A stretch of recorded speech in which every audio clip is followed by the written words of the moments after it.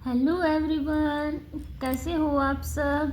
I hope सभी अच्छे होंगे और आप सभी का रिवीजन भी अच्छी तरह चल रहा होगा।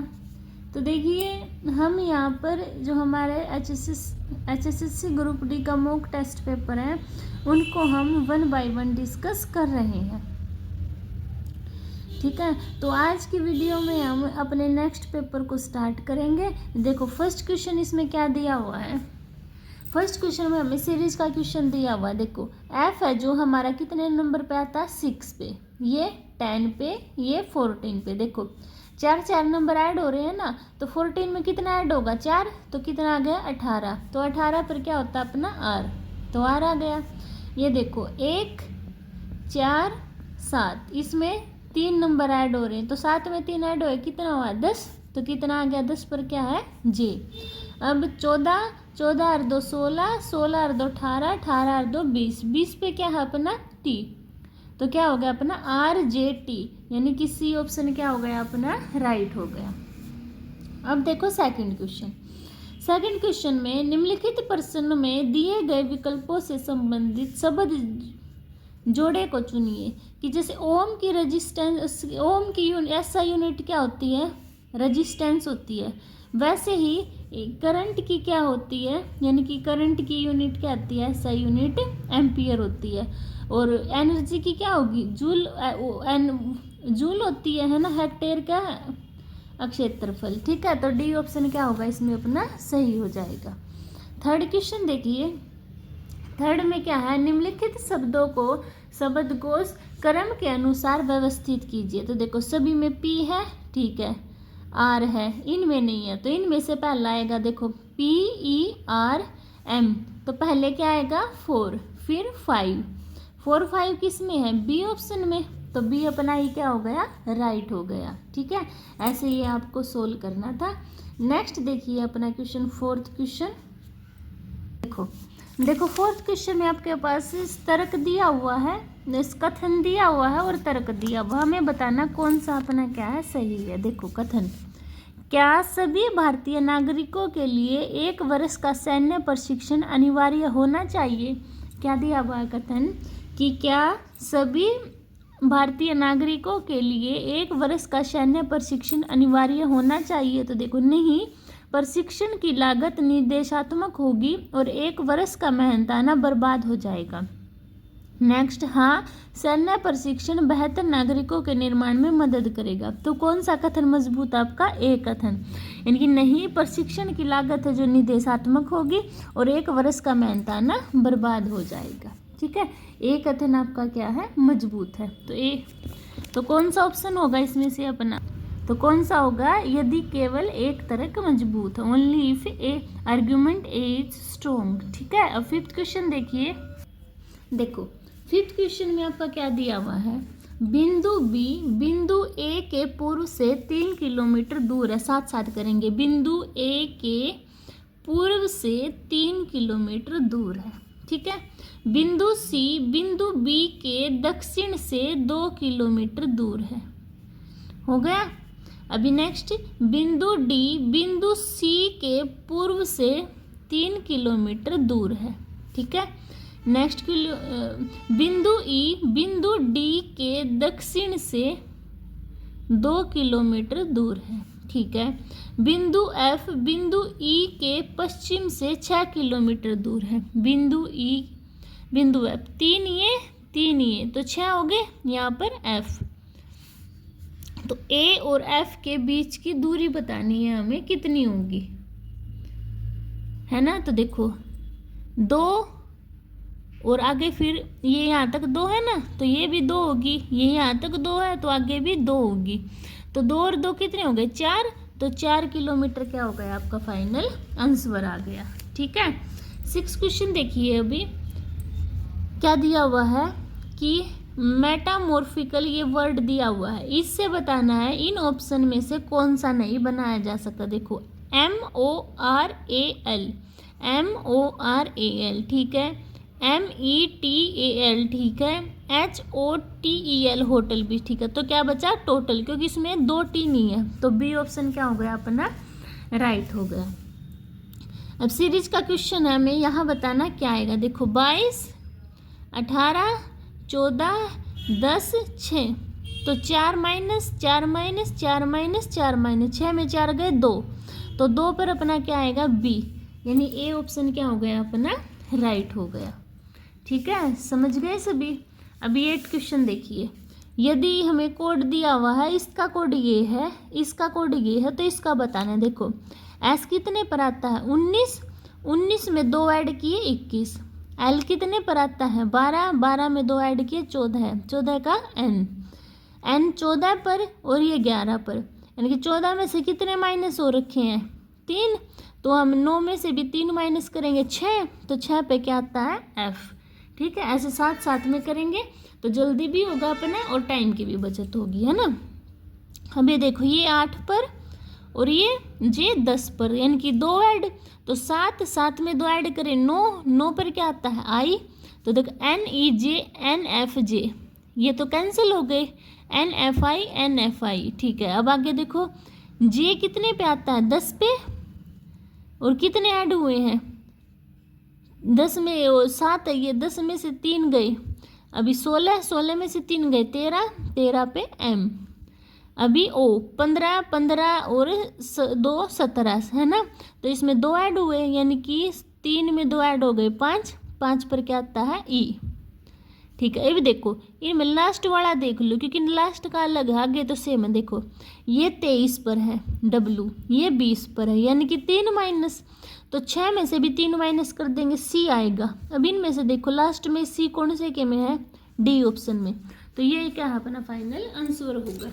हमें बस ये देखना है कि कौन सा तरीका जो सही रहेगा, जिससे हम क्या अपना आंसर जल्दी लेके आ सके।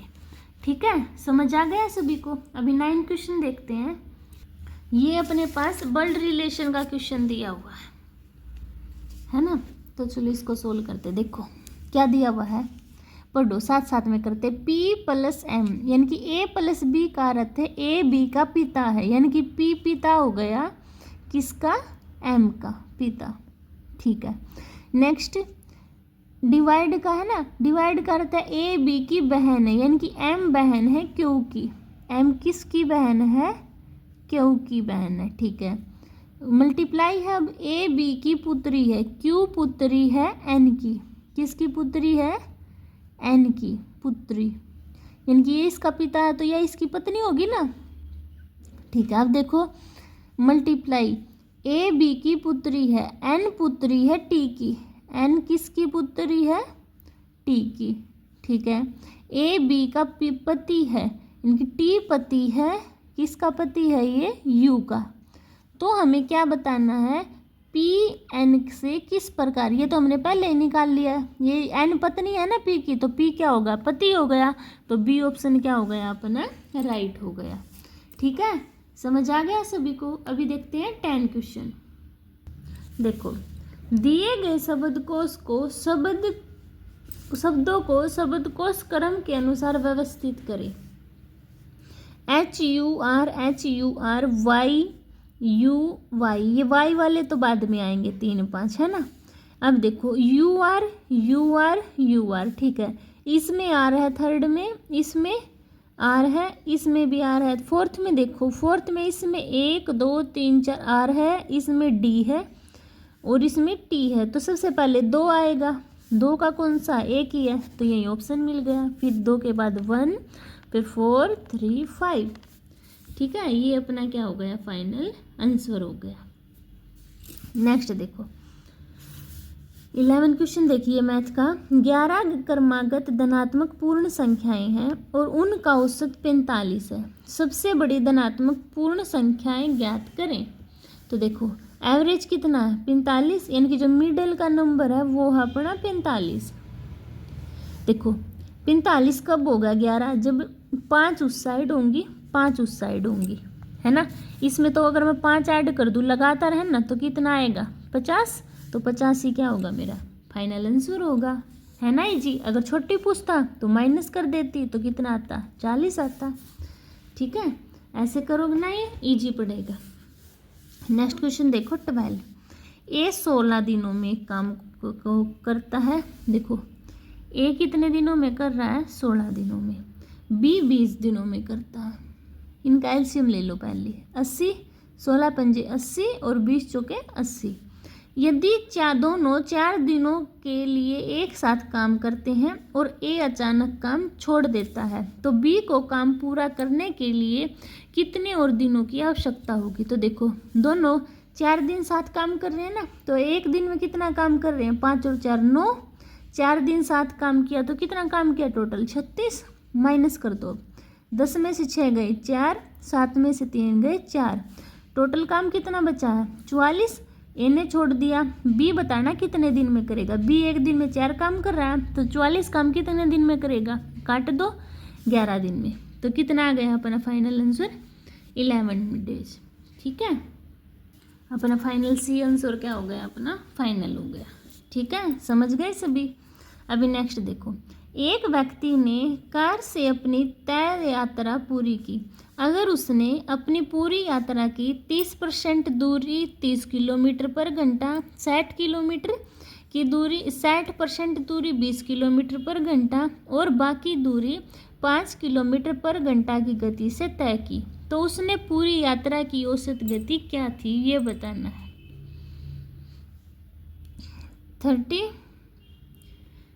करिए। देखो डिस्टेंस मान ली हमने 30 60, देखो मान लो 100 किलोमीटर जाना उसको।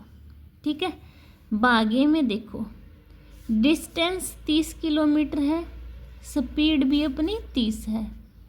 डिस्टेंस 2 में 60 है डिस्टेंस, स्पीड कितनी है 20 है ना। तो डिस्टेंस 3 कैसे निकालेंगे, देखो टोटल स्पीड कितनी होगी, डिस्टेंस 30 यहाँ पर, 60 यहाँ पर, 90 और इसमें कितनी शॉर्ट मैंने टोटल माननी, तो कितनी बची 3 की डिस्टेंस 10। 10 कितने में कर रहा है वो 5 में। इतनी बात समझ में आ गई, आई ना समझ को। अभी टाइम निकालना है। डिस्टेंस है मेरे पास, स्पीड है, तो टाइम कैसे निकाल लूँगी, डिस्टेंस अपॉन टाइम। तो देखो पहला निकालो 30/30 कितना आ गया 1। T2 60/20 कितना आ गया दूसरा टाइम 3। तीसरा टाइम निकालो 10/5 कितना आ गया 2। टोटल कितनी होगी डिस्टेंस 1 3 4 4 और 2 6। इनकी टोटल टाइम कितना लगा, सॉरी टाइम 6 घंटे लगे हैं और टोटल डिस्टेंस है मेरे पास 100। अभी स्पीड कैसे निकाल लूँगी, डिस्टेंस अपॉन में टाइम, तो इसको काट दो कितना आया 16.67 किलोमीटर पर आवर। यानी डी ऑप्शन क्या हो गया मेरा, राइट हो गया। समझ गए सभी। अभी नेक्स्ट क्वेश्चन देखते हैं। देखो एक आदमी ने कुछ पैसे उधार लिए, ठीक है, और पहले साल के अंत में 3150 रुपये और दूसरे साल के अंत में 4410 रुपये चुकाने पर सहमत हो गया। यदि चक्रवृद्धि ब्याज की दर 5% है तो हमें वो बताना है कि ये राशि कितनी होगी। तो देखो 5% है, पहले साल के अंत में 3150 रुपये, देखो कैसे निकाल लूँगी, दूसरे के साल में 4410 रुपये मानेगा कि वो दे देगा, निकालूंगी तो इसका 100 में कितना है, मान लो 5 है।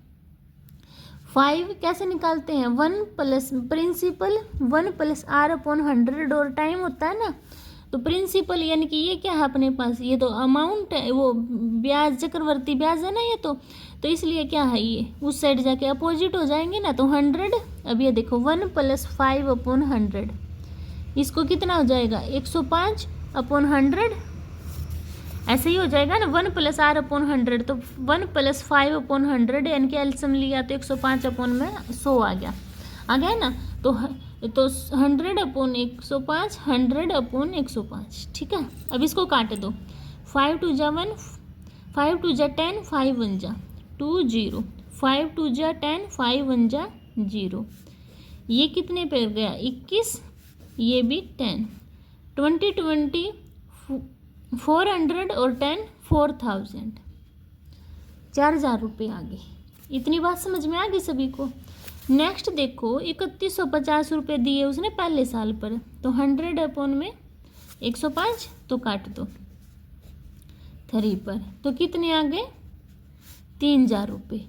तो 4,000 रुपये दूसरे साल, 3,000 रुपये पहले साल। तो टोटल कितने बताने हैं, टोटल राशि बतानी है ना। तो कितनी थी अपनी 7,000 रुपये। तो सी ऑप्शन क्या हो गया अपना, राइट हो गया। ठीक है, समझ आया सभी को। अभी नेक्स्ट क्वेश्चन देखते हैं 15 क्वेश्चन। एक आदमी 3 वस्तुएं 3,000 रुपये प्रति वस्तु के मूल्य से खरीदता है। यदि वस्तुओं को क्रमशः 15% और 10% लाभ और 15% हानि पर बेचता है तो उसके द्वारा अर्जित कुल लाभ या हानि कितना होगा वो हमें बताना है। तो निकाल लो फिर, कैसे निकालोगे। तो देखो कैसे निकालेंगे। सबसे पहले 3,000 रुपये कितने हैं, 3,000। इसमें 15% का लाभ हो गया तो 15% की वैल्यू निकाल दो। 2 जीरो से 2 जीरो मल्टीप्लाई करो, 3 0 3 पंजे 15 4 3 इतना आ गया। ठीक है, अब इसका 110% निकाल दो। 3,000 पर ही हुआ है ना, 2 जीरो से 2 जीरो 3300 आ गया। अब 15% की हानि भी इसी पर हुई है।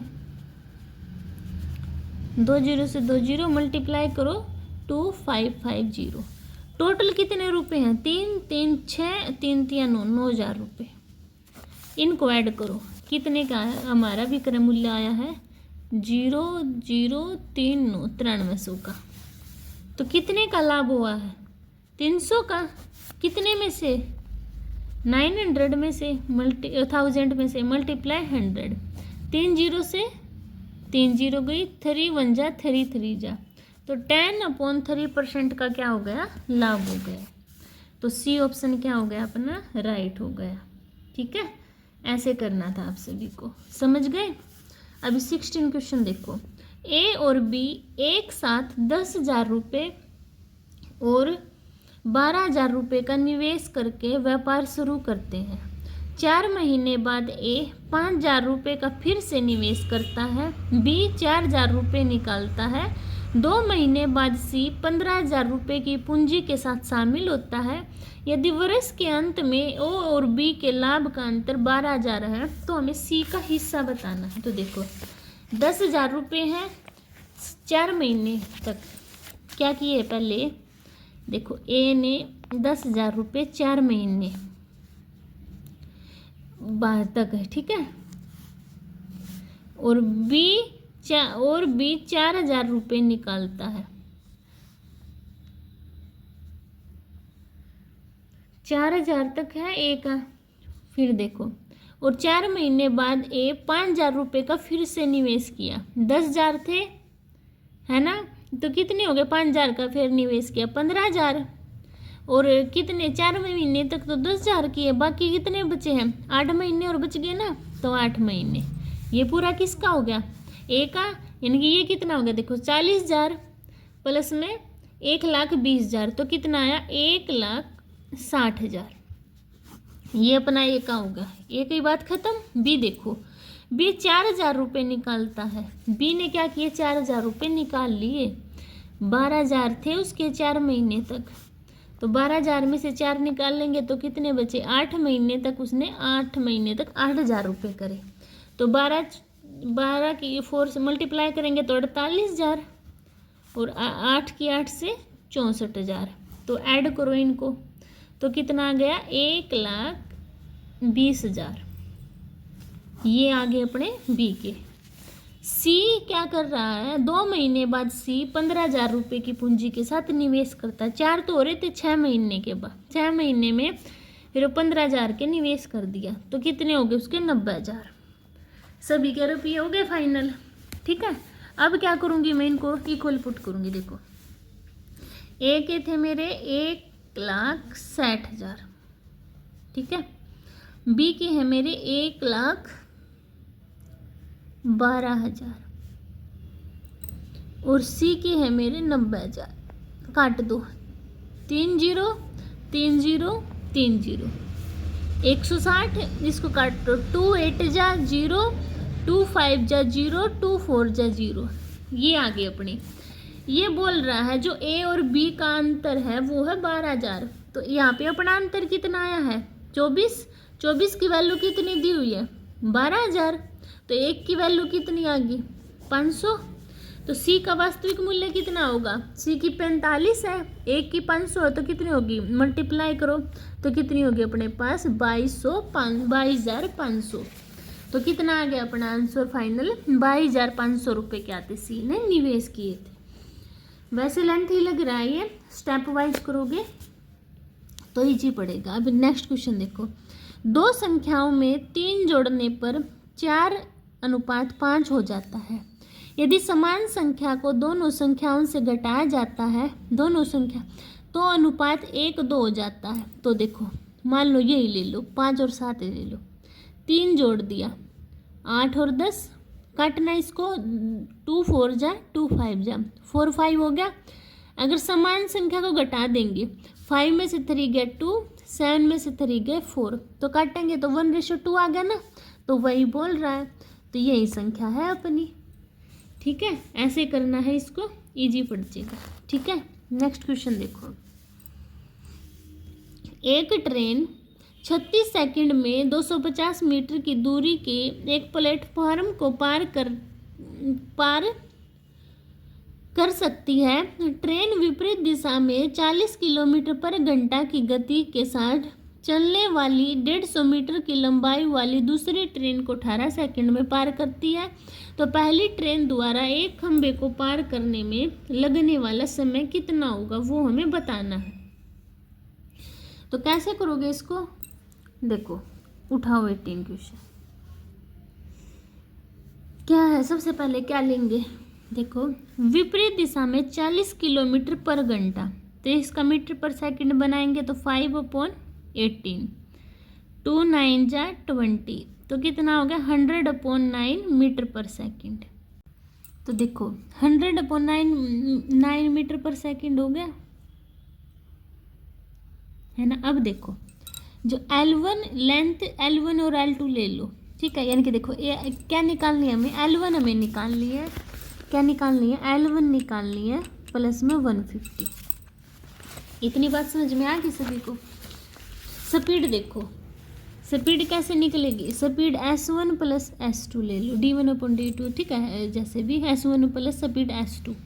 अब देखो इक्वल होंगी एक दूसरे के, एक स्पीड मेरे पास है 100/9 और ये है L1 plus 150 is equal to speed क्या है S1, ये निकालनी है स्पीड, तो इसको इस साइड ले जाओ, तो L1 प्लस 150 अपॉन में, यानी कि 150 माइनस 100/9, इसको 15 मल्टीप्लाई करेंगे, L1/15, और इसमें वो क्या दे रखा है, इसमें 18 मीटर पर सेकंड दे रखा, तो 18 से क्या कर देंगे divide, is equal to speed. अब इसको सोल्व कर दो, तो देखो इसको सोल्व करूंगी तो स्पीड मेरी आएगी L1 प्लस 250 अपॉन में 18 9 कैल्शियम लूँगी तो 36, ठीक है। अब देखो स्पीड आ गई L1 plus 250 upon 36 is equal to L1 plus 150 upon 18 minus 100/9। इस सारे को कर दो सोल्व। इसको सोल्व करने के बाद अपने पास L1 की वैल्यू आ जाएगी 350। कितनी आ गई 350। अब देखो 350 आ गई, यहाँ पे कितनी है 250 है, तो ऐड कर दो 0 0 3 2 5 6 600 डिवाइड में 36, तो काट दिया तो कितनी आ गई 50/3 अपने पास स्पीड आ गई। तो टाइम क्या है डिस्टेंस अपॉन स्पीड, तो डिस्टेंस कितनी है 350 और स्पीड 50/3 है ना, 3 ऊपर गया, 0 से 0 5 7 जा, तो 7 3 जा 21, तो कितना आ गया अपने पास 21 सेकंड मेरा फाइनल आंसर आ गया। ठीक है, 19 क्वेश्चन देखो, पहले एक संख्या में 10% की वृद्धि हुई, यानी कि 100 मान लो 10 की वृद्धि हुई तो हो गई 110, फिर इसमें 40 की कमी हुई, 100 मान ली 40 की कमी यानी कि 60। यदि मूल संख्या को बढ़ाने और घटाने पर इनसे प्राप्त संख्याओं का अंतर, यानी कि अंतर कितना है 50, अंतर ये दे रखा अपना आया है 50, यानी कि 50 की वैल्यू कितनी है 1584 अपॉन में 15, एक की निकाल लेंगे मल्टीप्लाई 100, 0 से 0 5 3 जा 15, 5 1 जा 5, अब फिर काट दो, कितने पे गया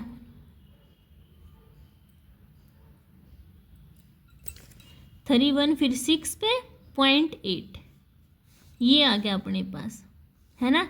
तो इसमें देखो ये क्या है, अपने कोई भी ऑप्शन इसका क्या है, राइट नहीं है। ऑप्शन के मान लो ये थोड़ा सा तो इसमें कौन सा है, इनकी कोई भी अपना ऑप्शन राइट नहीं है। फाइनल आंसर क्या आएगा 3168।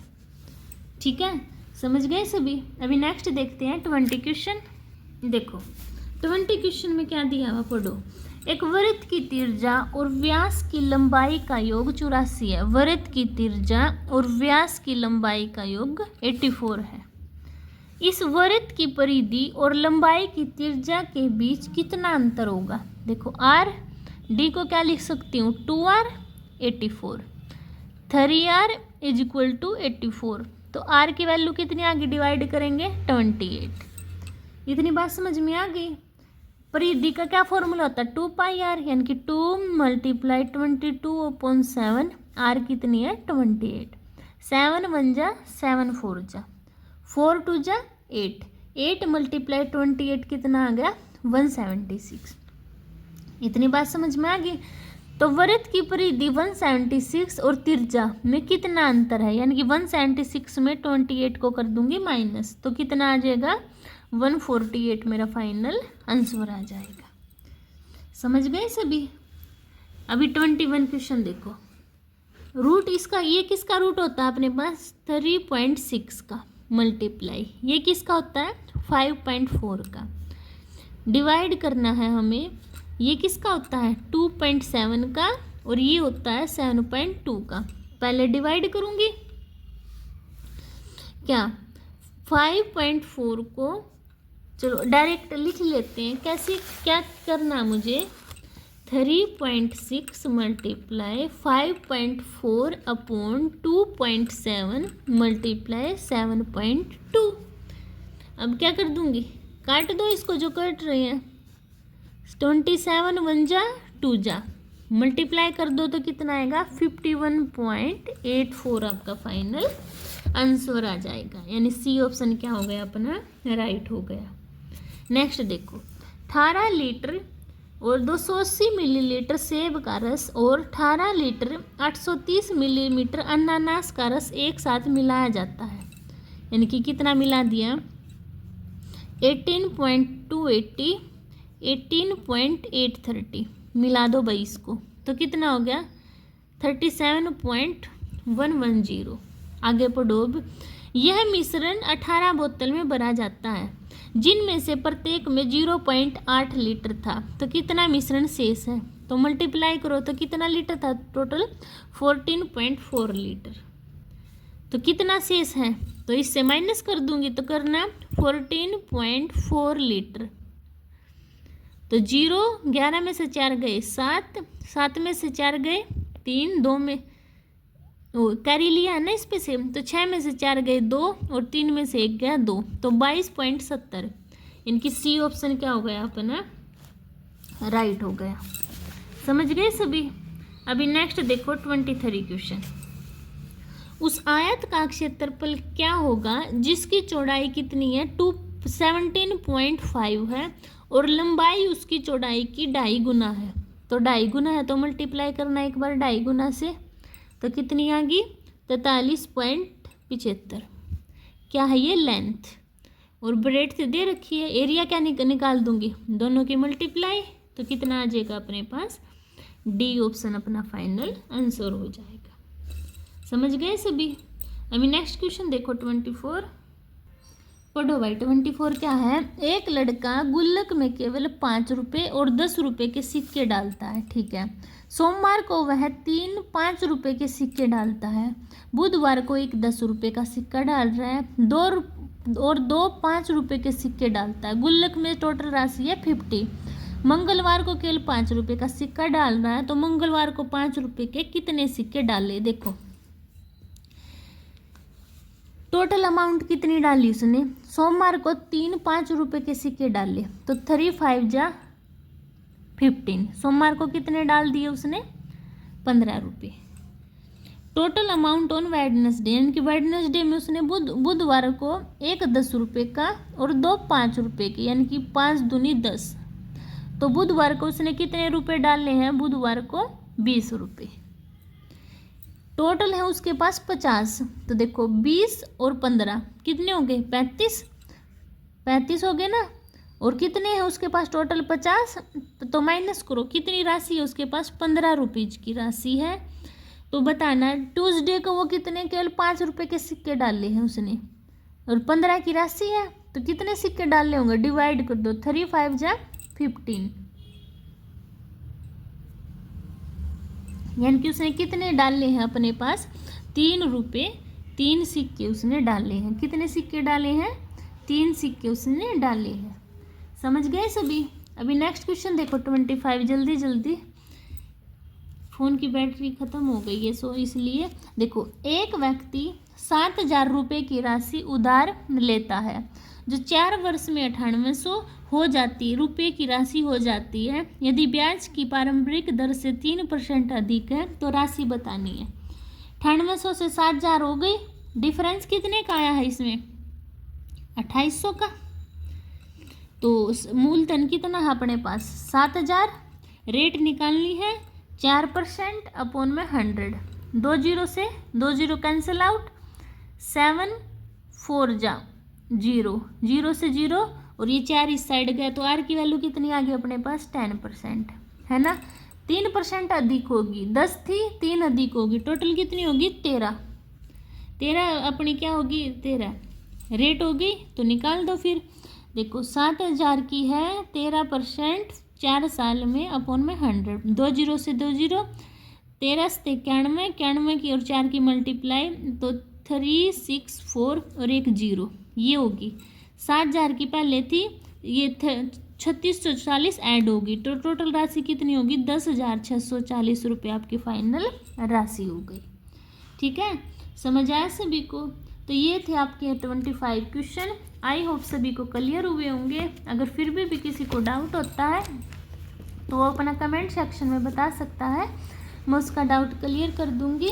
और अगर आपको मेरी वीडियो पसंद आती है तो प्लीज़ चैनल को सब्सक्राइब कीजिए, वीडियो को शेयर कीजिए, लाइक कीजिए। मिलते हैं नेक्स्ट वीडियो में, तब तक के लिए बाय बाय।